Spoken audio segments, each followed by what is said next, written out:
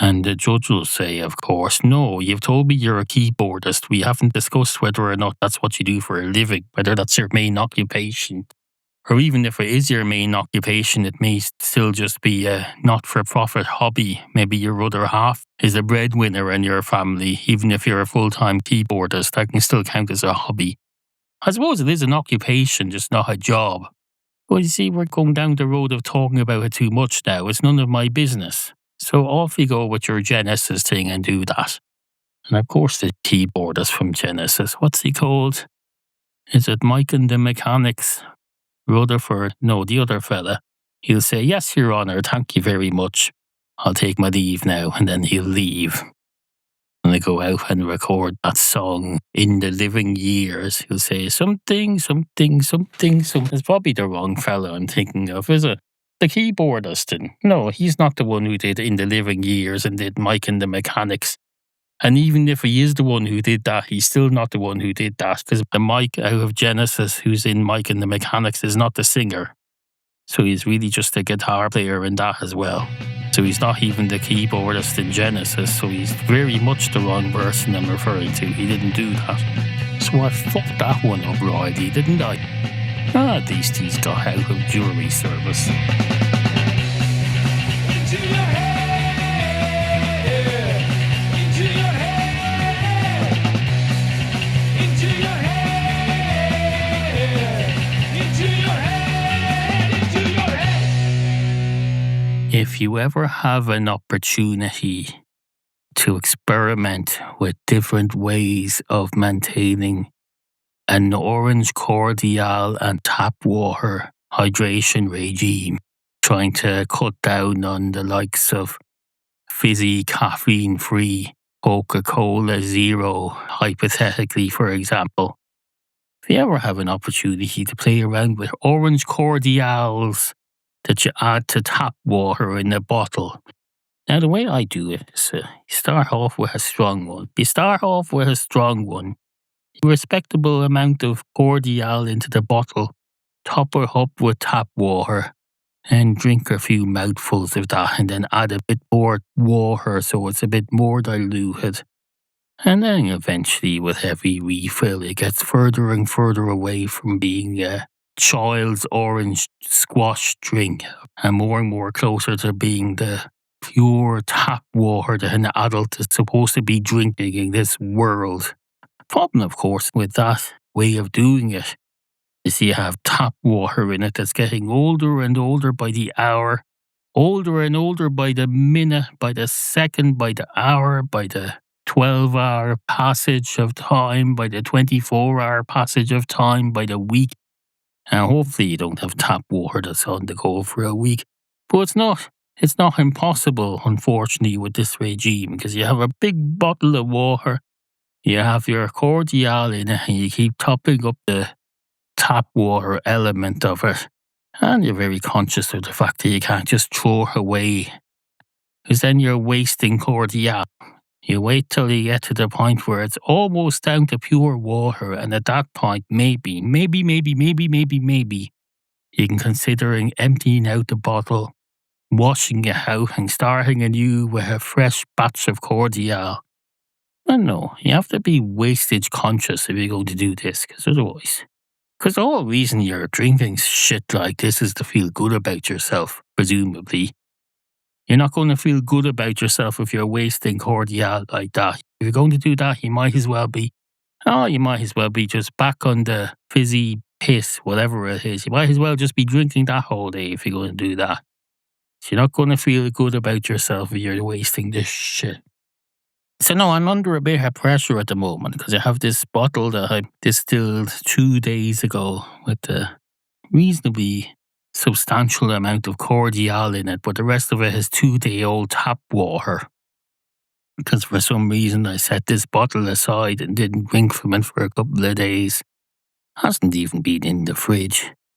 Now I know you Americans live in a society where if you drink a beverage that hasn't been refrigerated, you think that's exactly the same as piercing a hole in your radiator and putting a straw into that and sucking out whatever water is in there. If you have radiators, You probably don't. You probably have some sort of a contraption that half the time is an air conditioner and half the time is a heater. So it's either sucking or blowing 24 hours a day, 365 days a year. Over here we have radiators. Because the only conditioning we need to do to our air is to make it warmer when it's cold. When it's not cold, we just let the air be. We let it be. We let it be. What's that song? It's a Beatles song. Oh, this is a bit weird. No, I'm not going to do that on the harmonica. I just remembered we played that song at my mother's funeral last year. So I'm not going to perform that as a thing about cordial on a humorous podcast. No. I do something by the Monkees instead, perhaps. What's Daydream Believer? Is that a monkey song? I think it is. Oh, what can it mean to a dream believer and a homecoming queen?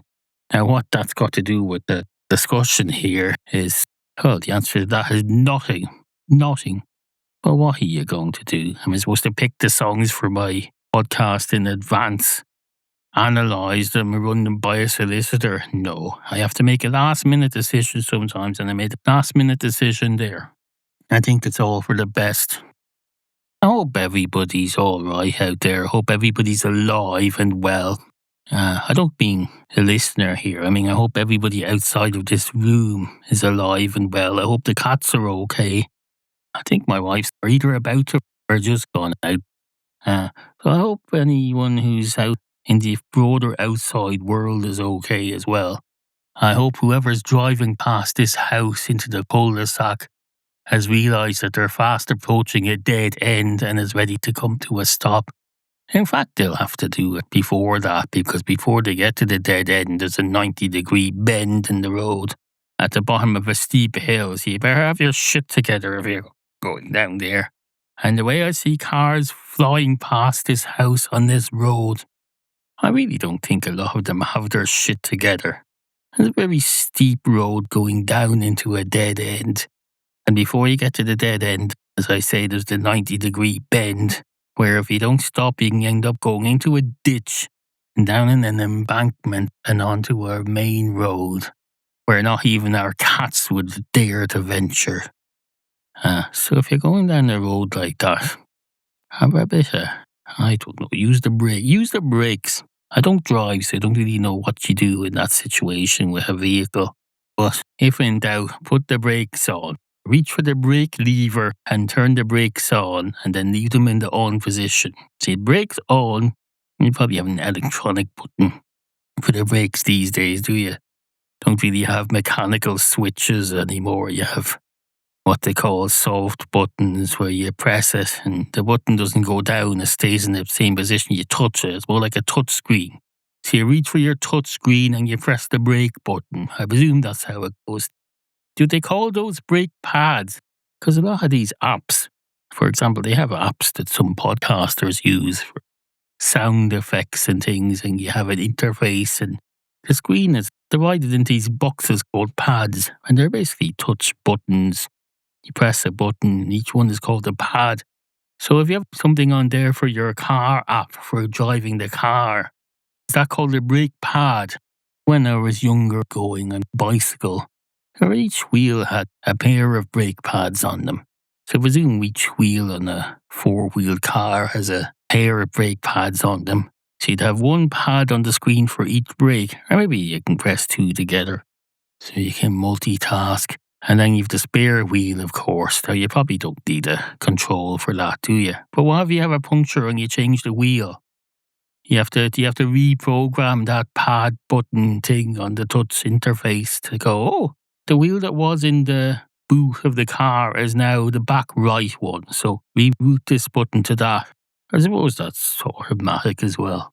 Sounds a little too complicated for me. I think I prefer just the old days when you had on a bicycle, you had a lever on each handlebar. One was for the back brakes and one was for the front brakes.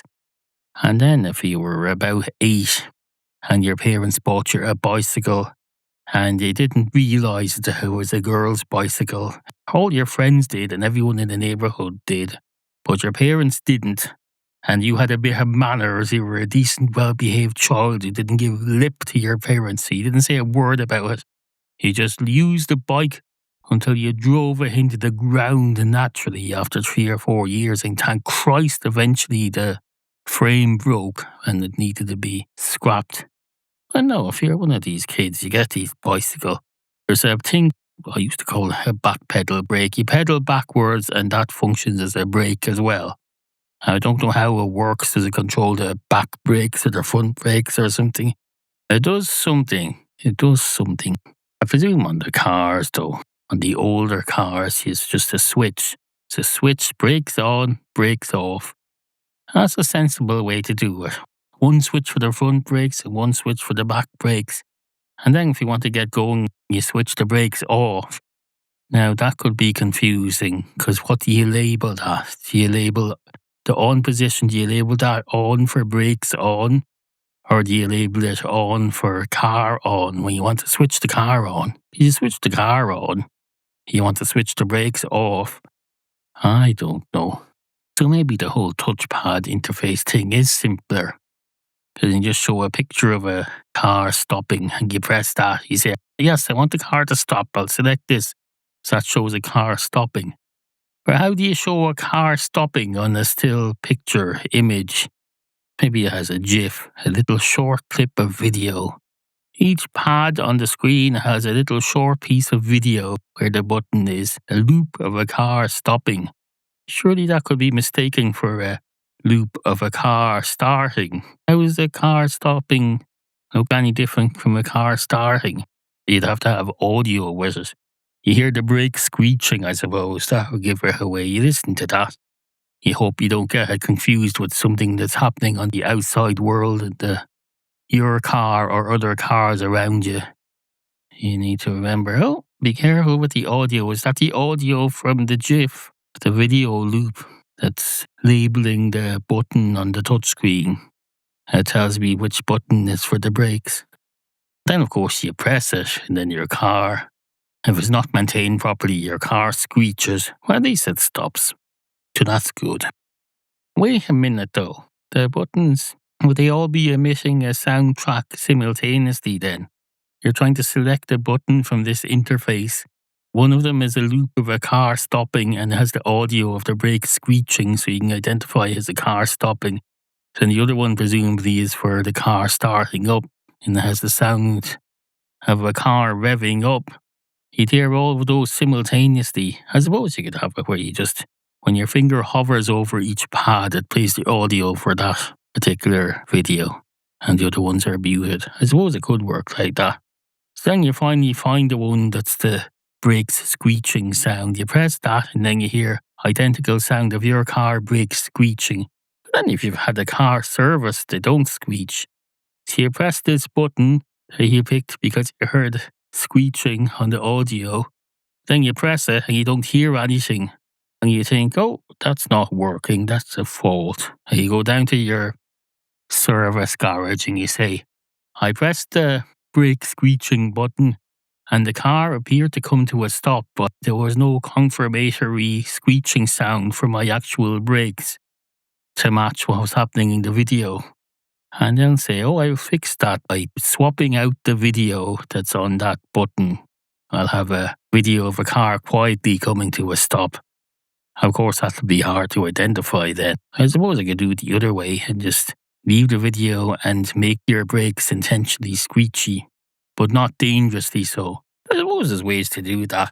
They tell you about these electric cars that are too quiet. Some of them are going to have the audio of an engine, so people like me can hear your car coming even if your engine isn't capable of making a sound. It'll play recorded audio of an engine. I suppose you could do that with the brakes. Have a recorded audio of the brakes screeching so the driver can tell they're working. Suppose that could work. But then how do you know if there's something wrong with them? Suppose an indicator on the screen, I suppose. Or else you crash into the car in front and that's how you know, maybe. Of course, by then it's too fucking late.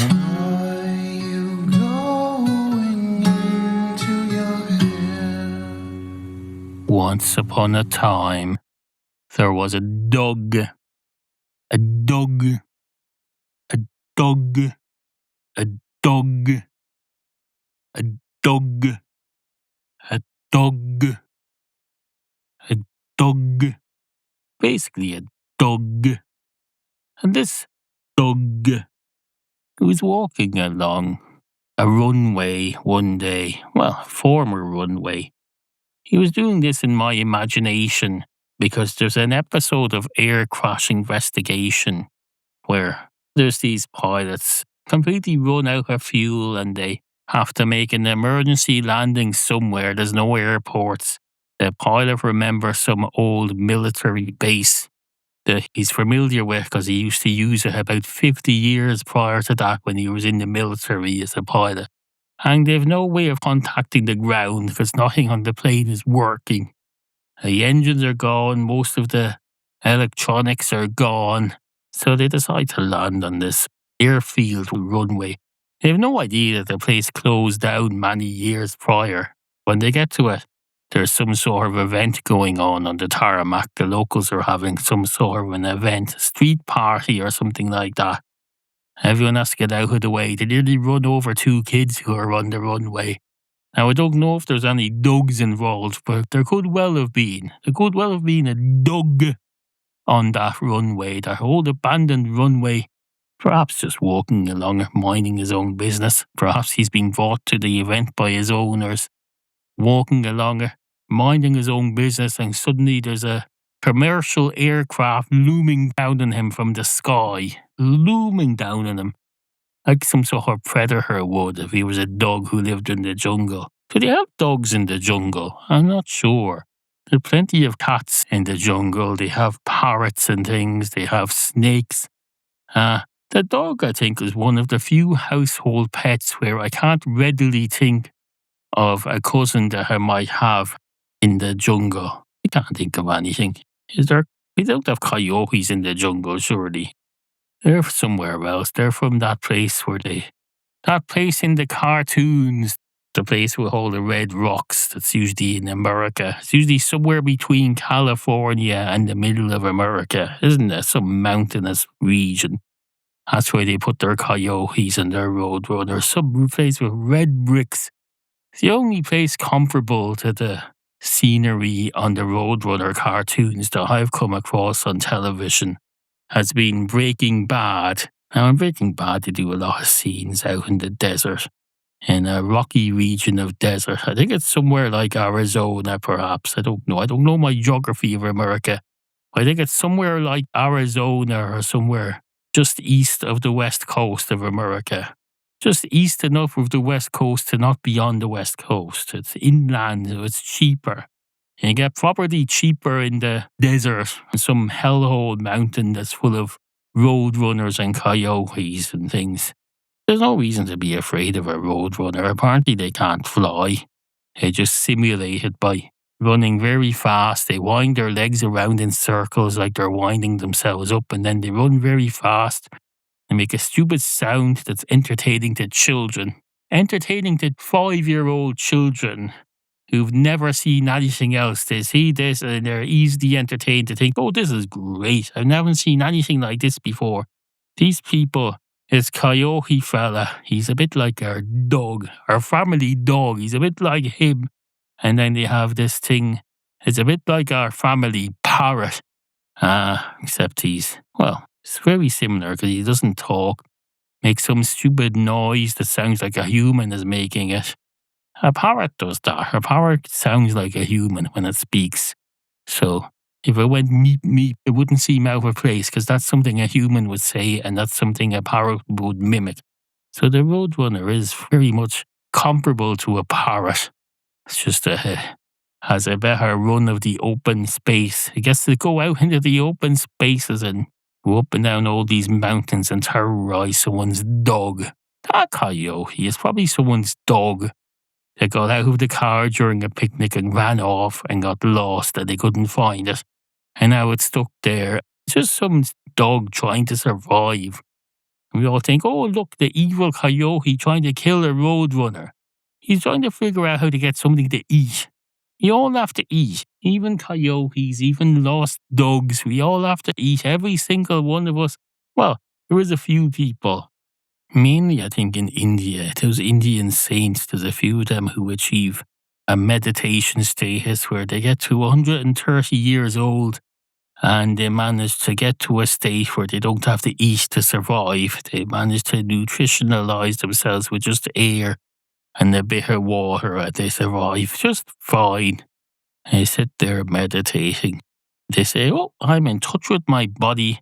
I get all my nutrition from thoughts, because my thoughts are very nutritious. So I make sure that when I have thoughts, I let them go and then I let them flow. Oh, I don't know how that gets from your... How do the thoughts get from your brain to your digestive tract? That's the thing. You don't even know what thoughts are. Nobody knows what thoughts are, not even the scientists. They go, I don't know what a thought is. The nearest we have to knowing what a thought is saying, here's a piece of tuna. Tuna is brain food, so if you look at a piece of tuna, that's a raw thought. So you're supposed to look at this piece of tuna and say, that's a raw thought. That's not even raw, it's highly processed. It's in a tin, it's being chopped up. I've never seen a real tuna in my life. I have no idea what a tuna looks like. I don't know, is it a big, huge thing? Or is each flake of tuna a whole fish? I know the flakes of tuna aren't actual fishes. Well, is that the size that a tuna is? I don't know. Because there's this fella, Heston Blumenthol. He does cookery shows. He runs a high-tech restaurant and he does this thing with the peas. He grets the peas. He doesn't like to serve peas whole for some reason, but he likes them to look whole. So he grinds down the peas. He puts the peas in the blender. He makes a pea paste, does whatever he wants to them, seasons them, makes them taste nice, whatever he does to them to make them taste nice. And then he reforms them into fake, reconstituted pea-shaped balls. They look like peas and I suppose in a way they are peas, they're just not natural ones. They're made from natural peas. It's a bit like that. Whatever I was talking about just before that is a bit like that. I don't know what I was talking about though. Oh yes, tuna flakes. I'm not suggesting that each tuna flake is a tuna. I'm just saying I don't know what a tuna looks like in real life. Is it the size of a tuna flake? And they put them all together and grind them down until you have flakes that happen to be the same size as a tuna? Or are they huge and ground down into flakes? I don't know. How many tuna are in the average 30-gram can of tuna? Or tuna fish, as you Americans call them. We call them tuna. You don't need to add the fish thing. That's a waste of breath. You don't need to say tuna fish, you Americans. You like to abbreviate a lot of things, but then you'll be talking about going out on a bus and you'll say public transit disestablishmentarianism importation when you could just say get the bus. Anyway, this dog, he's on the disused airfield, former military runway, and there's this commercial aircraft about to land. Now, I don't know whether it's the actual commercial aircraft involved in the real incident that happened, where incidentally it made a reasonably safe landing and people got out and the two kids on the runway didn't get run over, either in real life or the reconstruction. Well, this dog, he's looking up at the sky and he's wondering, wait a minute, is that plane I heard about where I had to make a landing on a disused military runway and I had no contact with the ground? Where it wouldn't have been much use anyway because it's not the sort of place that has air traffic control. I had to make basically a blind landing. Is that the aircraft in that? Or are they filming a reconstruction? That's what the dog's thinking. There's no way of knowing really. And either way, does it make any difference either way? Well, it does, because if it does, then the dog should at least be being paid as an extra in this whole reconstruction thing. And if it's not being paid as an extra, it should have been warned that there's going to be filming something very dangerous on here. Back when there was a military base, they used to warn people, like they do in the Irish Army military camp in the Curragh in County Kildare. They put signs up every now and then saying, oh, we're going to be testing explosives or something out in the open spaces here on such a day, and everyone needs to get away because you might get blown up.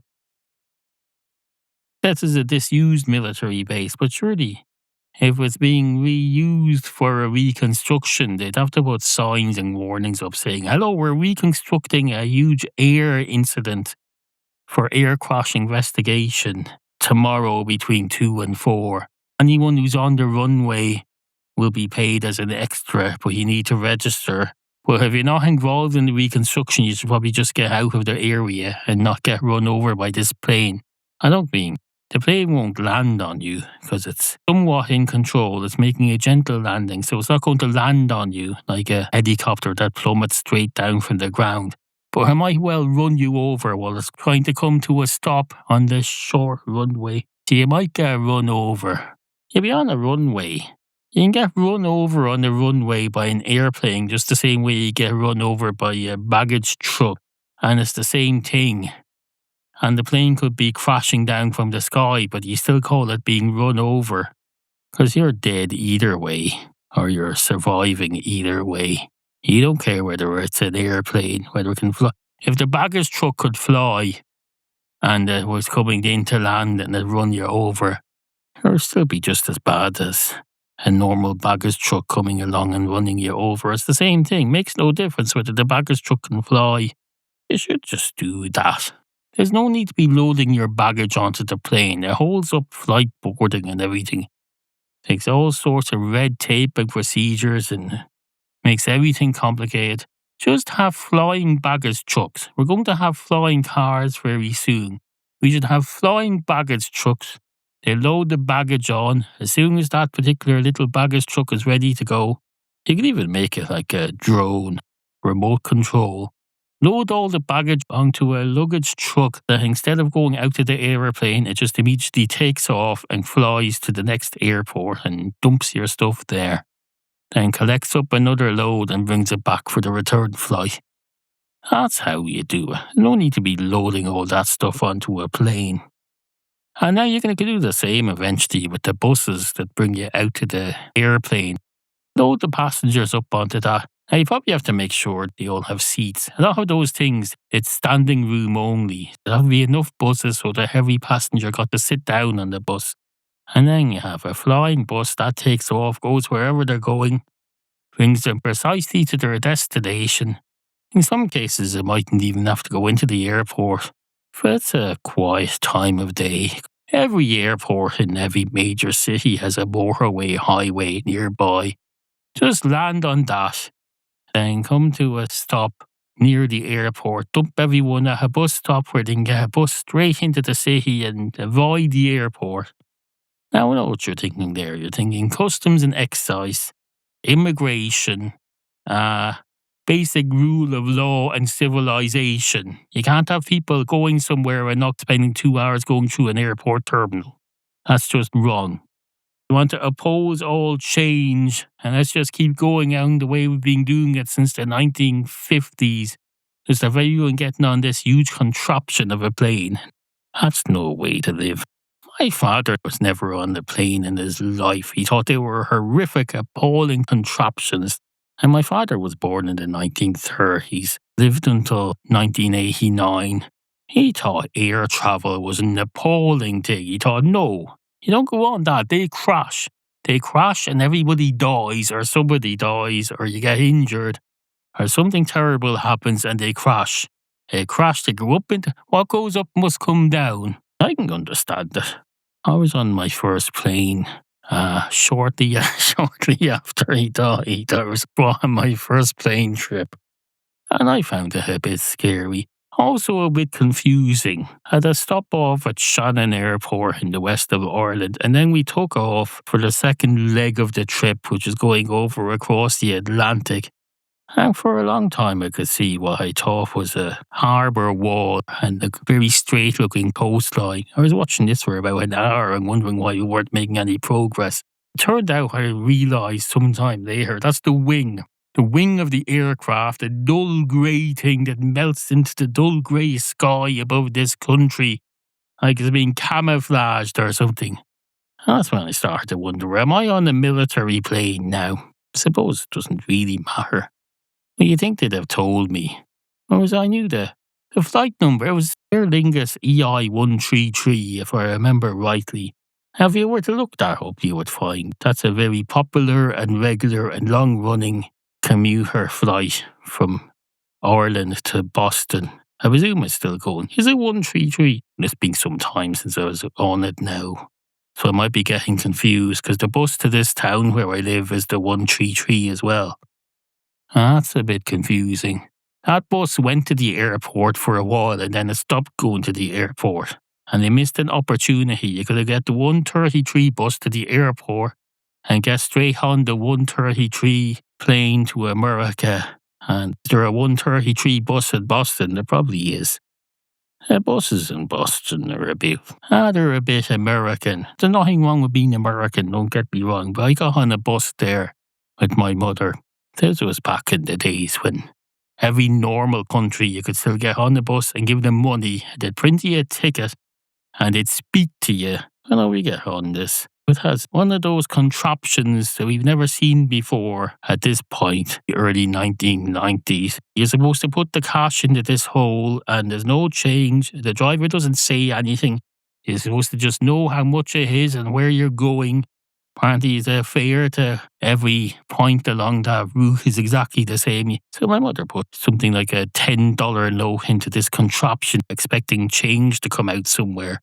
And the driver just sat there looking annoyed or vexed or wondering what was going on. Well, apparently no powers to speak. If you don't allow your bus drivers to speak, you should allow them to speak over there. They probably have some very interesting things to say. All the things they've seen. They've seen a lot of things. They've seen me for a start. They've seen me several times to a place called Brighton. So that's where I was staying. And then I got off the bus and then I walked down a bit.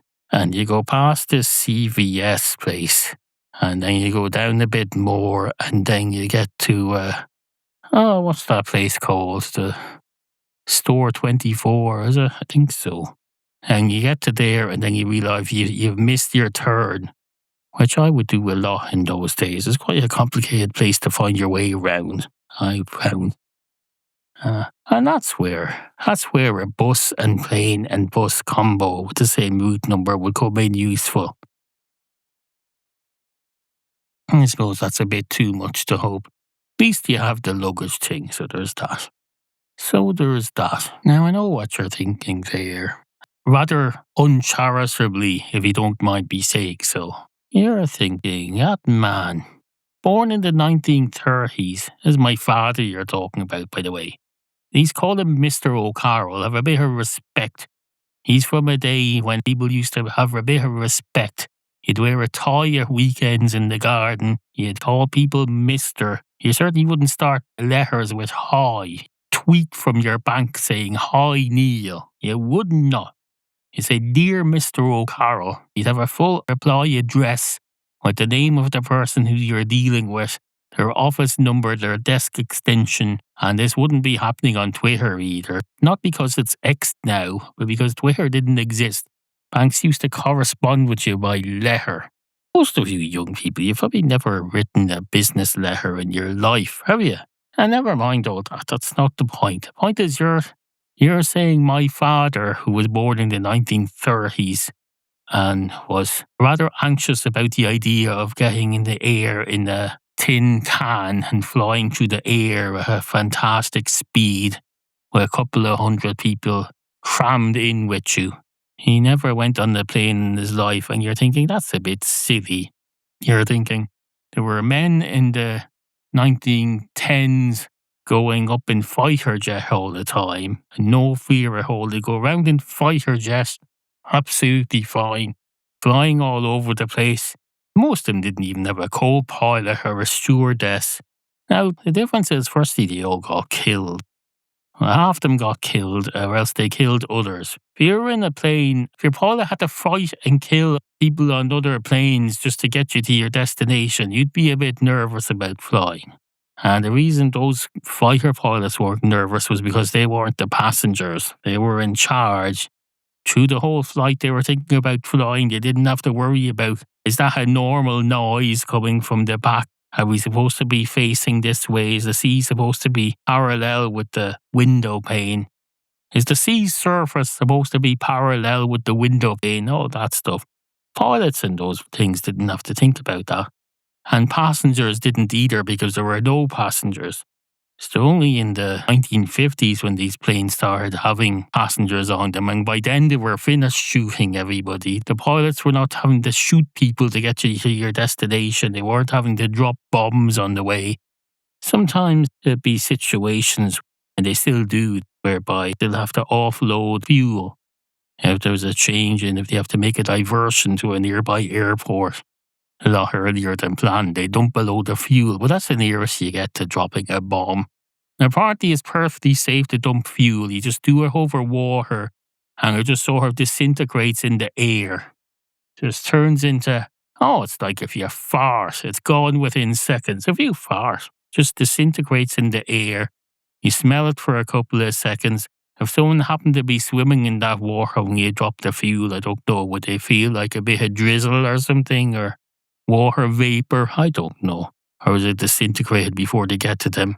Or do they smell aviation fuel? Or do they smell the people on board shitting themselves more than they smell they probably smell that more than they smell the aviation fuel. From what I understand, the fuel just disintegrates. It probably disintegrates a lot quicker than whatever's coming out of the screaming passengers. But no, they wouldn't normally be screaming when you're dumping fuel. That's just a thing you do on your way back to the airport to avoid being involved in an incident where you're going to be screaming. Well, no, you get on these planes. Once they started up in the 50s and 60s, they separated the military flights from the passenger flights. So you get on a passenger flight as a passenger and you were treated like a king.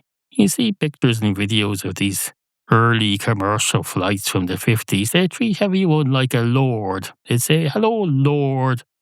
Or even better than the banks. The banks would say, "Hello, Mr. O'Carroll." The air stewardesses in the 50s would say, "Oh, hello, Lord O'Carroll. How are you today?" If you were a sir, you'd say Sir Neal. If you were a lord, you'd say Lord O'Carroll. And that's only in England, of course. We don't have that here. We're not subjects to any monarch. Well, no, they say that. I think that might be what my father found off-putting, because my father worked his whole life in a bank. He thought, I'm keeping this bank respectful, being respectful to customers and staff, as saying, a very formal man. He'd write letters. He'd say, "Dear sir or madam, dear Mr. whoever you are." But he didn't go around serving you dinner on silver plates and giving you champagne and stuff. So he probably felt his banking sector was threatened by all this. But the banks, when they started, the early banks in the 1800s and 1900s in this country, they all started by building these huge palacial branches in the cities that look like there could be a palace. You still see them here. There's still some of them left. One of them was for a while used as the parliament in this country. So you have these fancy buildings. They're made like palaces. They were made as a confidence thing to trick you into believing that your money was safe in these places because they're like palaces. And the same was done with shopping centres, except they weren't trying to trick you into confidence. They were just trying to trick you into thinking there's nothing outside of this building you need to see.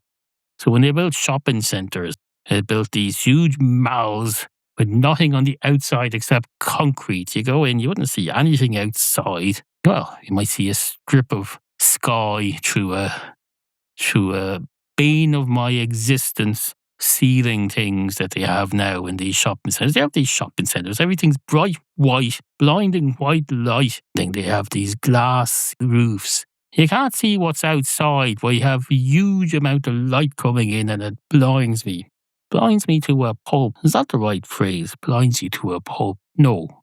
Grinds you to a pulp? No, that's not right either.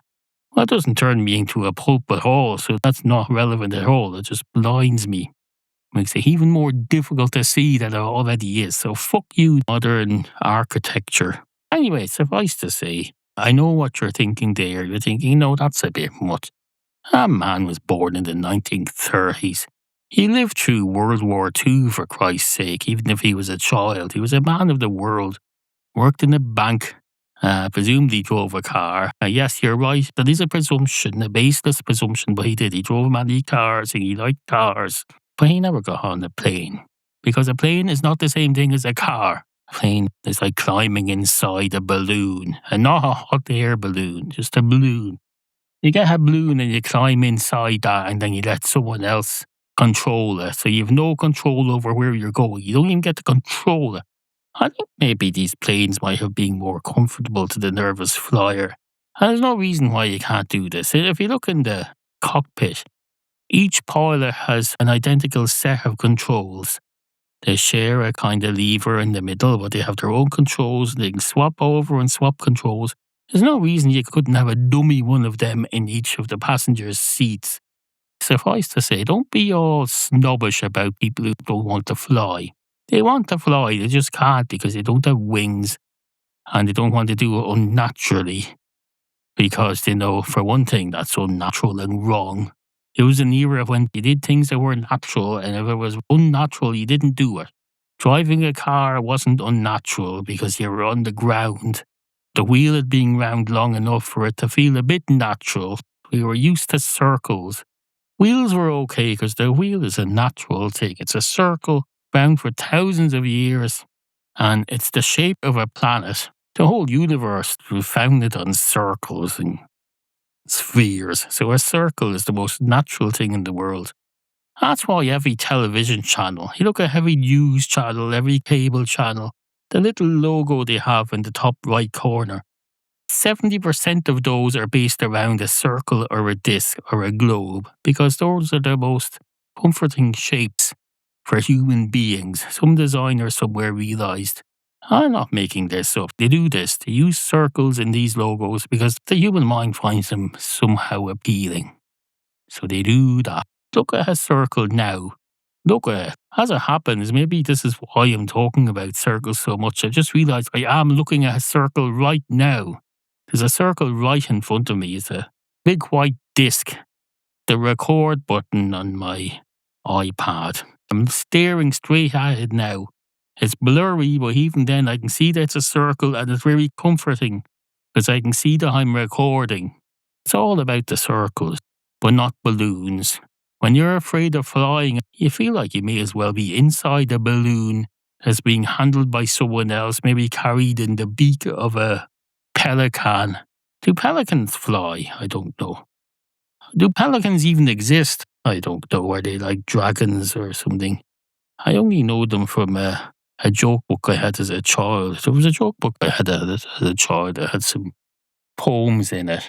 As one of them was, a wonderful bird is the pelican. Its beak can hold more than its belly can. Which reminds me, if you go to IntoYourHead.ie/vanity, you can get a free copy of my new small ebook of nonsense verse. IntoYourHead.ie/vanity. You can download the ebook for free. It's absolutely fucking fantastic. Not for children. Nonsense verse for proper grown-ups who like nonsense verse.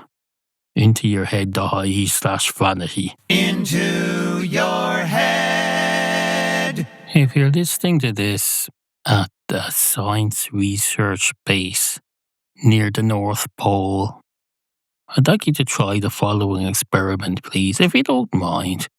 And if it doesn't reach your contract as an experimenter for whoever employs you, presumably the government or a government, whatever government is going on up there at the moment, or is it just chaos? Or else it's the most peaceful people on earth from all different countries live in peaceful cooperation in a beautiful demonstration of how we can all work together if we put our minds to it and we don't even need to go up into a space station. Maybe it's like that. I watched an episode of House MD recently where House, the genius diagnostic, has to assist a doctor who's at the North Pole or somewhere and who's the only doctor there and she's the patient. She has to operate on herself or something and he has to help her over video. That didn't look peaceful at all. That looked terrifying. That poor woman was terrified. And the man who had to help her, this non-medical fella, he was taking instructions from House over the phone. to try and save her life. He was absolutely terrified. Now, I know it was all acting. None of it was real. Well, there are real doctors at the North Pole, I assume. They have research labs up there. They have bases. People go and stay there for months and months and months and months and months and months on end. They do sciencey stuff. They go into some research place. It's like being on Mars, except you are technically able to go out into the open. You can breathe out there just about, but it's fucking freezing. You wouldn't want to. At least on Mars, if you had to leave the building, go out.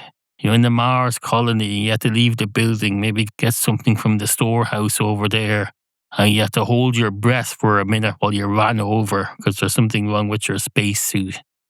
At least you'd be nice and warm. You wouldn't have to go, oh, it's fucking freezing. The minute you go out, you'd be ready, you'd hold your breath. You can hold your breath against the no air thing for at least half a minute. And there's nothing you can do to brace yourself against the cold, the freezing cold.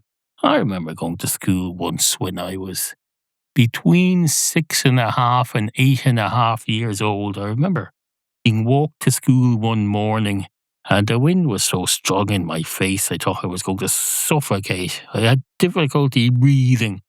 And that's what it's probably like living at the North Pole. You don't have that on Mars. Not least because you're not on Mars. You're not on Mars unless you're listening to this in the future on archive.org and you're on Mars. Somehow they've managed to keep archive.org going. You're on Mars and it's 2175. That'd be the year of my 99th birthday, incidentally.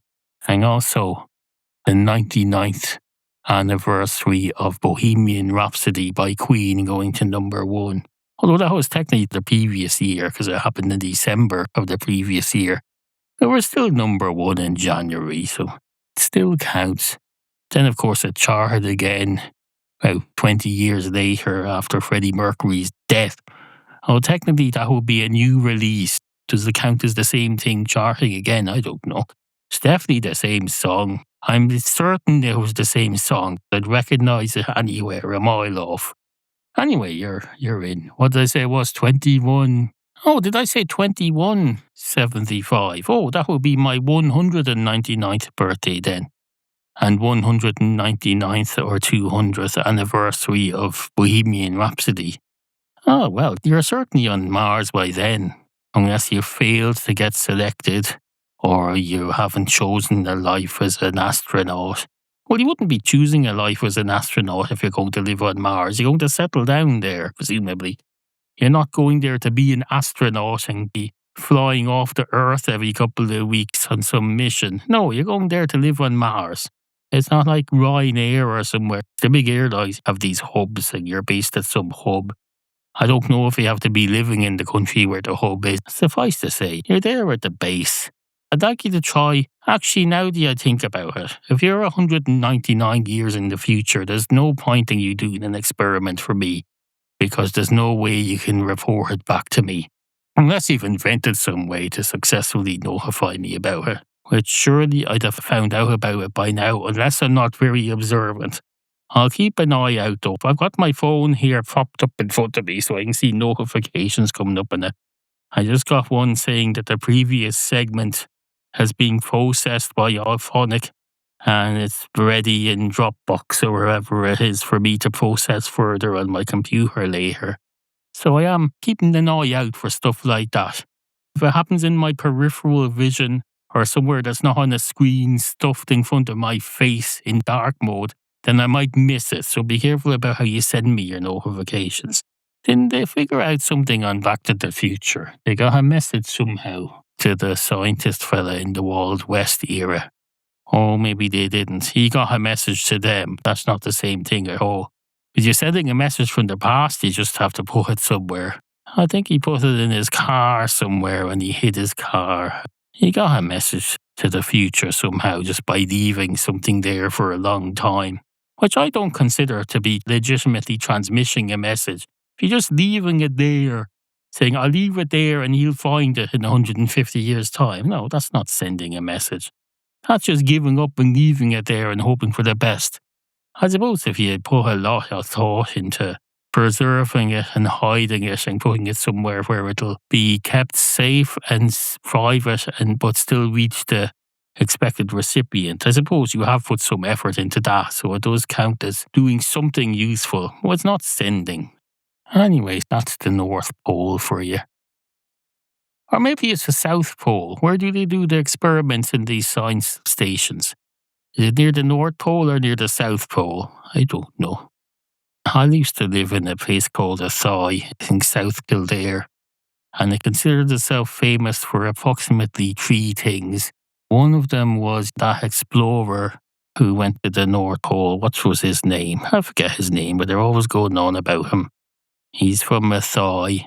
Managed to get to either the North Pole or I think it was the North Pole. I'm not really interested in the North Pole and the South Pole stuff. I'm only really interested in climbing Mount Everest and similar mountains.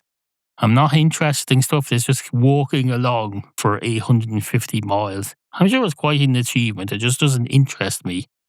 And this fella from Athy, he was one of the first people to get to the North Pole or something, or he didn't get there. Reams and reams are being written about his trip.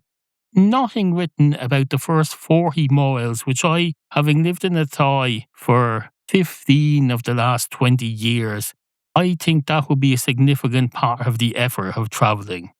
Because for us being many years where the bus service was extremely inadequate, the train service wasn't great either. I don't know where he's meeting up with these other explorers. I think they're probably from England, but he'd have to get, presumably, in those days, he'd have to get to the ferry terminal, either Rosslare or Dún Laoghaire or Dublin. He's not going to get to Rosslare easily from Athy. How do you get to Rosslare from Athy? You'd have to get about 8 buses. It might have been easier in those days, because that was before all the intercity buses started bypassing Athy because of the traffic. What's your man's name? I'm going to look it up. Explorer from Athy. Ernest Shackleton.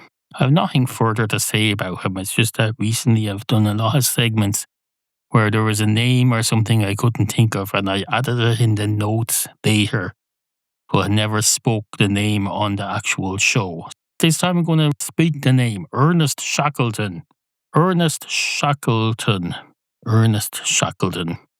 I can't say I remembered his name, but I looked it up. I made the effort. I looked it up. I said, Ernest Shackleton, that's his name. So that's great. It gives it a sense of completion to the segment. Bit of a sense of completion.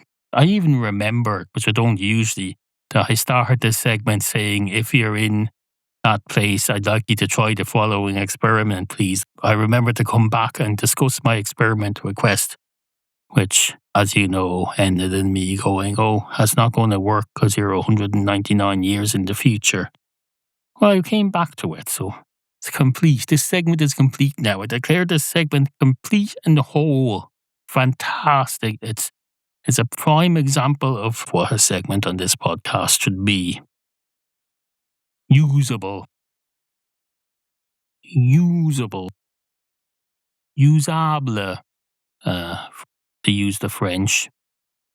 So usable is also usable.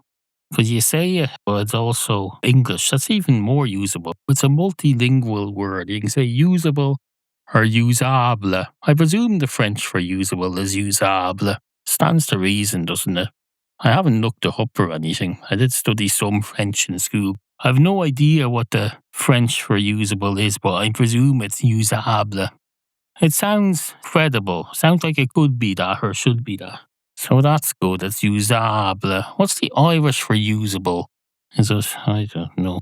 Uside? No. Probably something very inconvenient. But it's also, whatever it is, it can't be usable because none of you understand Irish anyway. So at least French, there's a good chance. If you're listening in America, half of America speaks French. Half of America is in Canada. So you're all French. You're going around going, oh, hey, combienza, excuse que avez un bouteille de coca, s'il vous plaît. I can't remember any French. It's all gone. I remember a French teacher trying to get me to read some detective novel or something. Was it Maigret or Maudre or something? Comes out to me in the yard. I'm standing there in the yard being ignored by everyone because I'm a loner. And this French teacher thinks he's going to somehow help it by having me be the only kid who the French teacher comes out to in the middle of lunchtime with her book and says, "Here, Neal, I thought you might like to read this." Why? Why did you think I might like to read this? For one thing, it's in French. It's a whole fucking novel in French. I can barely read a word of French on the homework you gave us. Oh no, you just come out here. Oh, here's a kid standing there looking weird, being alienated by his peers. Oh yes, I know what I'll do. Make a big show of the teacher coming out and chatting to him. Not really chatting to him, having an awkward thing where he gives him their book. No, thank you. Don't do that to your children or to your pupils' parents' children who are your pupils. I know they're not your children, but you're responsible for them. Don't fucking do that. Use your brain for something other than learning foreign languages and teaching them. That's what you do. Use your brain. Maybe a better idea than using your brain. Maybe we'll look into that. But would you not have to use your brain to come up with that anyway? No matter what you do, you're going to need to use your brain. Even if it's something you don't really have to think about, your brain is still involved subconsciously somewhere. So when I say use your brain, your immediate reaction shouldn't be, why should I have to use my brain? Because your brain does everything. Your brain does fucking everything. Just doesn't do it well enough, and that's what I'm trying to help you with. Teacher who's probably long dead. You're probably long dead now, are you? Mister. You probably are. Well, if that's the case, may you rest in peace. May you rest in peace for a very long time. Until such time as whatever the fella in the religion class next door told us happens. What happens? Is there a final judgment or something? No, he didn't tell us that, because the fella in the religion class just spent the 2 years showing us in weekly installments of 17 minutes on videotape. Mississippi Burning. And he was a proper religious instructor because he was a brother very close to retirement. Suppose you never retire from being a religious brother. You just become a retired religious brother. They put you in some house somewhere. Oh, you foreigners probably don't know what a religious brother is. It's a bit like a monk, but they're a bit more chilled than the monk. Well, a bit more unchilled. They don't sit around meditating all day. They run schools and they live in a house beside the school. And of course, they're all dying out now, just like the priests. There's none of them left. They're going the way of the dodo. Who gives a flying fart? Oh, that brings us full circle, doesn't it? Who gives a flying fart brings us full circle back to what happens to fuel when you dump it from an aircraft and how it behaves differently to wind that you expel from your body. And then the other half of America are Mexican, down below. When I say the other half of America, I mean the parts of North America that are not part of the United States. The top bit of that, most of the top bit of the North America is French.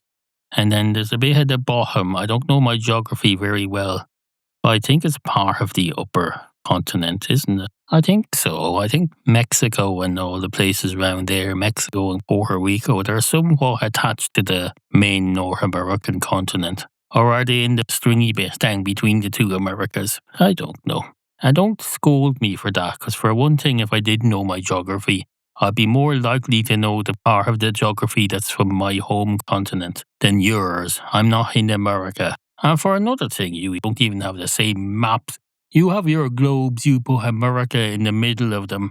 We get not our globes, our atlases. You have America in the middle of that. It's in the middle. Then you have Europe over to the right, don't you? Well, we have our part of the world in the middle of that map. Russia over to the right. Australia way, way, way over there to the right. And then you go over. I was fascinated by this as a child. We didn't have a globe in the house, but we had atlases and maps. You look at a map of the world. Beyond Australia, you'd see all this stuff. You see New Zealand. I think you'd see Tasmania. Or you see all these places that have vampires and things that may or may not have existed on the map or in real life. That was fascinating to me. But I wonder what's down beyond there. You go over to the right, you go up a bit, and you see a little tip of something up near the top. And it turns out that's Alaska sticking out to the left. It's leaked out from the left end of the map and it comes out a bit onto the right end of the map. To me, that was fascinating. I didn't think about how much again until recently. I heard there's this fella in Russia, some engineer or something.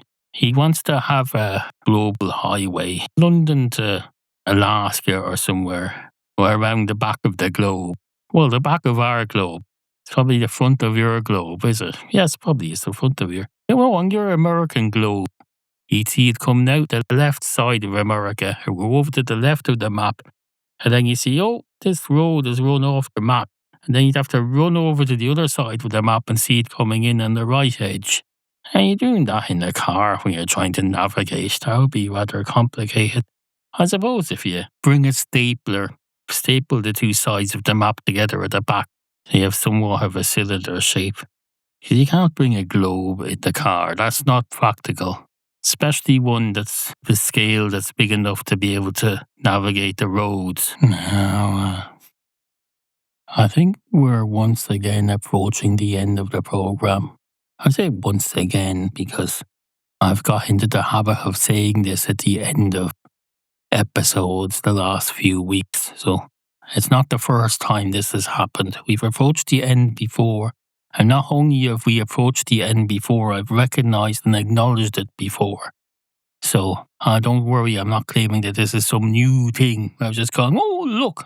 I've just noticed the structure of my podcast as it approaches the end at some point. I'm just pointing it out and illustrating it. Look, structure. Isn't that great? It's not great at all. I don't want structure on this podcast. I want it to be a complete mess that I can string together later and delete any shit without any continuity errors. I don't think I want an ending on it at all. I do like having a thing where I acknowledge that it's the end. So I'm doing it anyway. So I suppose that's reasonable, is it? Is that reasonable? Oh, who's to say? Who's to say? I'm to say. I'm to say. It's my show. Show. I'm calling it a show as if it's a fucking... Christ almighty. The arrogance of it. Calling it a show like it's Law and Order or something, or The Late Night with Dakota and O'Brien. No, it's not a show. People have no business calling things show. That's nearly as bad as, not quite, but nearly as bad as when I hear podcasters refer to their listeners as fans. You don't have fans, you're not Aerosmith.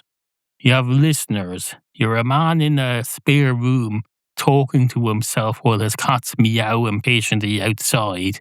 Suffice to say, you're not Aerosmith. Do Aerosmith have a podcast? Maybe they do. Alice Cooper has a radio program. That's not the same thing, though. He goes out as a podcast as well, but that's not the same thing.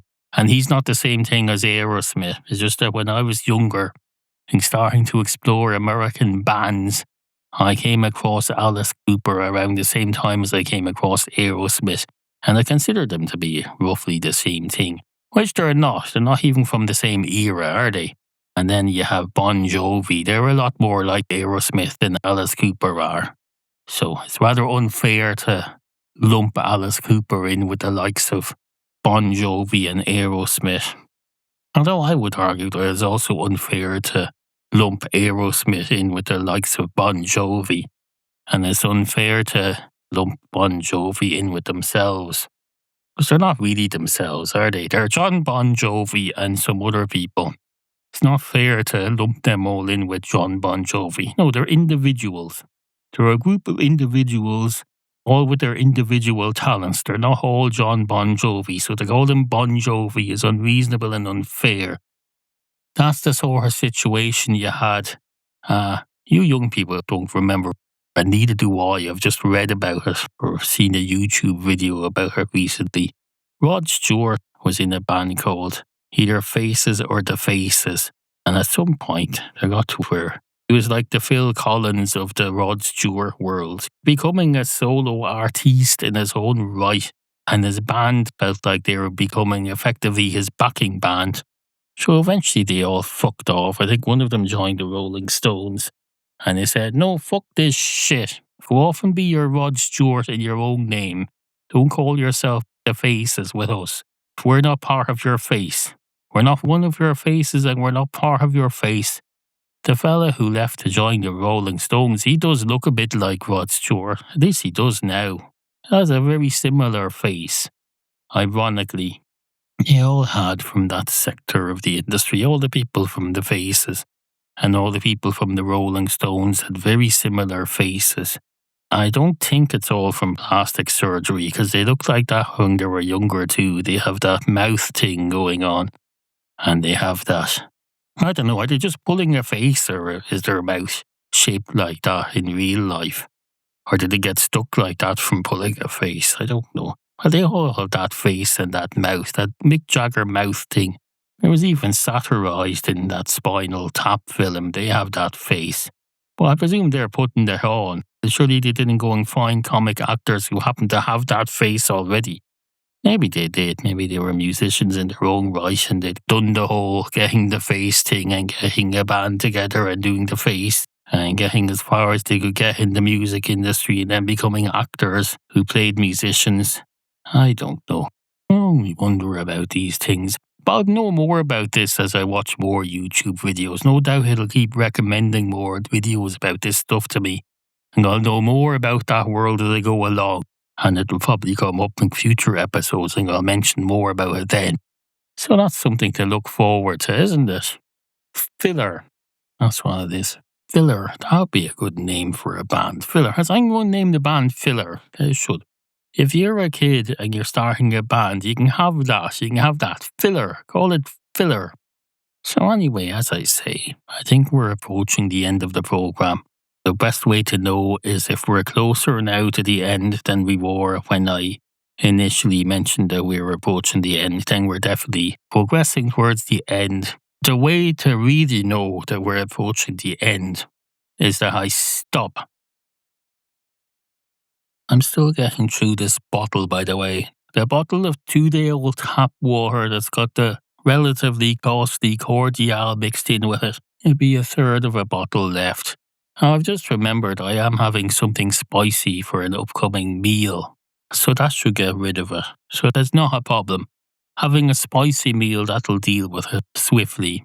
Of course, I'll probably start a new cordial then, and I'll put too much in that again. Get through half of that, and then start all over again. Oh, not to worry. Not to worry. It's the circle of life. As the song goes, it's my harmonica. It's the circle of life. It's the wheel of fortune. It's Elton John. Although I don't think he wrote it. He doesn't write his lyrics. He has a lyricist. Maybe he writes the music. But I think we'll agree I wasn't performing the music of Elton John. I was just alluding to it. I was just acknowledging Elton John exists. That's all. Elton John exists.